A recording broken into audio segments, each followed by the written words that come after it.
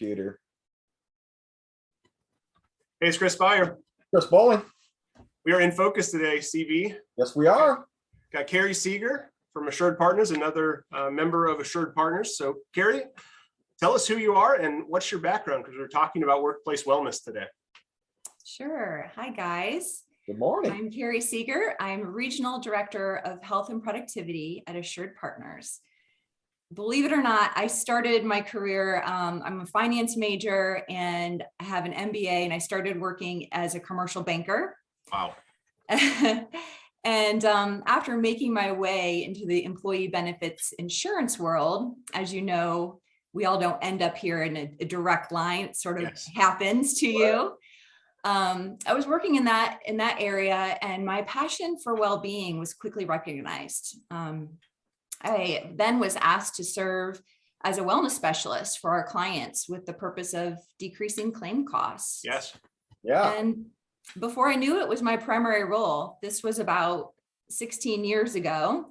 And since then, I've been credentialed as a certified corporate wellness specialist, a wellness coach, among other things. But really, my biggest asset for our clients is the amount of time and experience I have working with all types of employers for the past decade and a half. Yeah.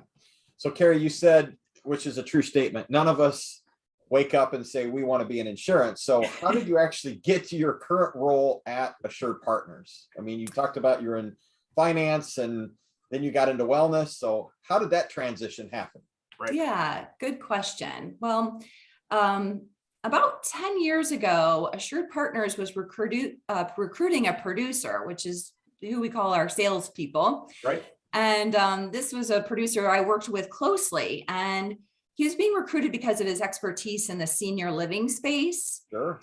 And he said, yeah, I'm interested in moving to AssuredPartners, but only if I can bring my account exec and my wellness girl.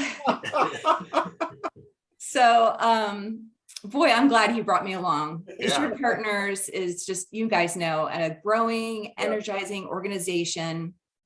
And as do all of our employees, leadership has empowered me and our health and productivity department to be really creative and do some amazing things for our clients. I love it. I like the creativity. You know, that's an area that we talk about a lot, is you just can't do the same thing over and over. And, you know, you've got to continue to innovate. So Cary, when you look at what wellness means for employees and for employers, you know, you've had broad experience over the last 16 years. How would you define that for each employee and employer when you say this is wellness today? Mm-hmm. Wow, another great question. I guess I want to take this opportunity to bring to light that when it comes to workplace wellness, every once in a while we hear wellness doesn't work in the workplace. And I agree with that statement to a point. Most employers find themselves very frustrated by the effort and the money they put into their wellness programs with little or maybe no returns. Yes. And studies have even come out proving this. The problem is what they call wellness programs are not what I would define as wellness programs. Okay. Offering gym reimbursements, running a weight loss challenge, offering an online portal with an incentive program is not going to cut it. They can be pieces of the pie, but not the whole thing. Well said.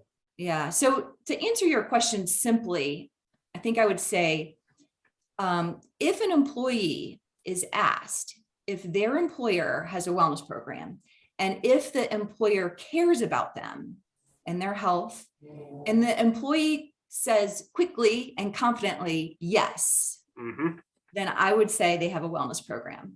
Wow, that is well said, because I've become one of those people, Cary, where all my clients had wellness programs and I was frustrated, they were frustrated, and I'm like, forget wellness. It doesn't work. Yes. No, doesn't work. So I really appreciate that insight, because that really makes me think different around how should we be defining this, because we rely on your expertise, obviously. But it really helps me think a lot harder about when one of my clients says, should I start a wellness plan? for the last 3 years, I'm just like, no. So, yeah, I like that. And it's taking it back to the education piece. I think that's what I took from that, Cary, is that if the employee can confidently say, yes, we do, that means they understand it. It's simple, it's effective, and it's something that they've made a part of being a benefit, as opposed to just something else we do, or yeah, we've got something that, you know, the employer just makes available. It's truly well defined. I think that's a great way to say it. You know, as we finish up kind of talking through workplace wellness, you know, you've had all of that experience. As you've said, you've helped build programs, you've helped improve programs, certainly saving employers money, but also improving the health of their employees. I guess, do you have a quote or kind of a mantra or phrase that you've used to inspire your career and that maybe helps guide you as you continue to innovate for your clients? I would say health is wealth. Yeah. And is that, I guess that would, I mean, overall, that's everything. I mean, that's it. That takes that whole thing into a simple three word sentence. I like that. Which is so relevant because, you know, February is, of course, the American Heart Month.